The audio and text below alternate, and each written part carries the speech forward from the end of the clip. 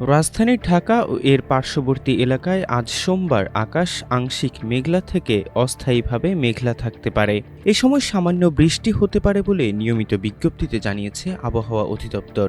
পূর্বাভাসে বলা হয় সোমবার দিনের তাপমাত্রা প্রায় অপরিবর্তিত থাকতে পারে। এ সময় দক্ষিণ অথবা দক্ষিণ পশ্চিম দিক থেকে ঘন্টায় 10 থেকে 15 কিলোমিটার গতিতে বাতাস প্রবাহিত হতে পারে। আবহাওয়ার বিজ্ঞপ্তিতে বলা হয় সোমবার সকাল 6টায় রাজধানীর তাপমাত্রা ছিল 27.6 ডিগ্রি সেলসিয়াস। এ সময় বাতাসের আর্দ্রতার পরিমাণ ছিল 95%। গতকালের সর্বোচ্চ তাপমাত্রা ছিল 32 ডিগ্রি সেলসিয়াস। আজকের সর্বনিম্ন তাপমাত্রা হতে পারে 27.4 ডিগ্রি সেলসিয়াস। গত 24 ঘন্টায় রাজধানীতে বৃষ্টিপাতের পরিমাণ ছিল 0.2 মিলিমিটার।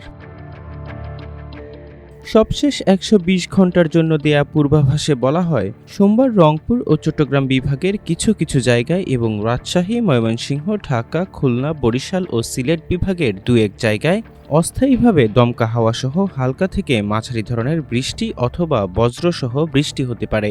সেই সঙ্গে সারা দেশের কোথাও কোথাও মাঝারি ধরনের ভারী বর্ষণ হতে পারে। এই সময় সারা দেশে দিন এবং রাতের তাপমাত্রা প্রায় অপরিবর্তিত থাকতে পারে।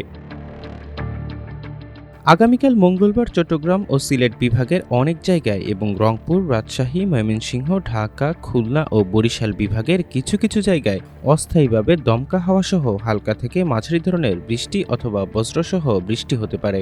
সেই সঙ্গে সারা দেশের কোথাও কোথাও মাঝারি ধরনের ভারী থেকে অতি ভারী বর্ষণ হতে পারে। এ সময় সারা দেশের দিন এবং রাতের তাপমাত্রা সামান্য কমতে পারে। দেশের সমুদ্র ও নদীবন্দর সমূহের জন্য কোনো সতর্ক সংকেত দেখাতে বলা হয়নি। তবে বুধবারের মধ্যে আরেকটি লঘুচাপ উত্তর বঙ্গোপসাগর ও তৎসংলগ্ন এলাকায় সৃষ্টি হতে পারে বলে সতর্ক করেছে আবহাওয়া অধিদপ্তর।